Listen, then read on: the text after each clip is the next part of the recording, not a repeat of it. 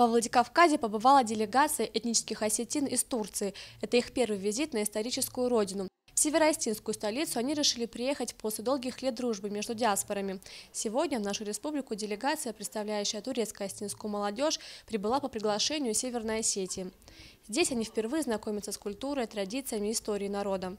Несмотря на довольно сжатый срок визита, программа пребывания достаточно насыщенная.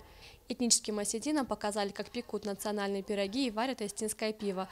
Также молодежь посетила музей древности Алании. Мы и впредь намерены проводить вот такие вот встречи, что здесь, в Северной Осетии, что там, в Стамбуле или в другом ином турецком городе, потому что эти встречи, они полезны для обогащения, для знакомств, для наведения крупных и серьезных прочных мостов дружбы, для сохранения идентичности осетин, где бы они ни находились в этом мире. Примечательно, что осетинам в Турции удалось сохранить остинский язык и культуру. Несмотря на отдаленность от родины, традиции древней Алании бережно передаются из поколения в поколение. Как говорят турецкие осетины, даже воздух в Осетии способствует к объединению и сплоченности. Тома Валева, Евгений Маркин, Осетия ТВ.